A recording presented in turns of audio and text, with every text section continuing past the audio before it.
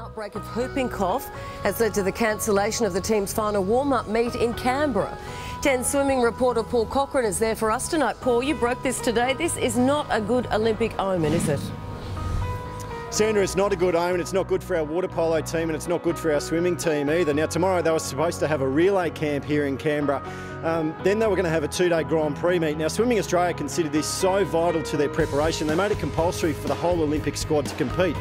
But with whooping cough lingering around, well, today they were taking no chances and took the unprecedented step of cancelling the whole program. Paul Cochrane is at Rugby League headquarters and joins us now with all the latest information. Paul, any big changes?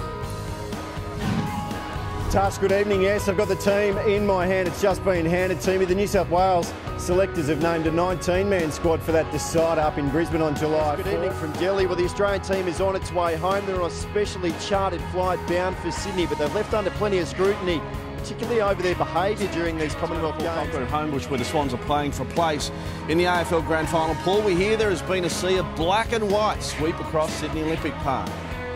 Brad, good evening. It's a bit worrying, isn't it? There has been a lot of Magpies fans coming in today. Look, we're on track for a ground record here tonight. The figure to beat's just over 72.5. Comfort of dry car seats today, but there'll be no escaping the weather tomorrow with predictions of hail. Safe to say, Clark is no longer the pup of Australian cricket.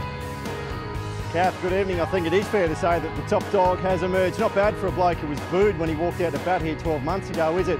Look, as far as his batting goes, I think it really was as good as it gets. I don't think this is just lobbed in my hands. This is the Premiership Cup that the Swans will be winning tomorrow. Paul Cochrane's at ANZ Stadium. Paul, Canterbury's been so good this year, so the Bunnies will have to pull out something special tonight.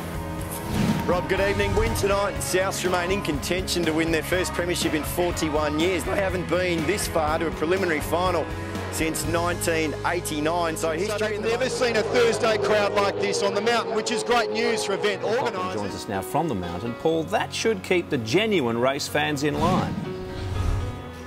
Billy, good evening. You're absolutely spot on. Look, I've been up in the mountain for the last 2 days and that is a genuine threat and racegoers are certainly heeding that. Atrocious conditions.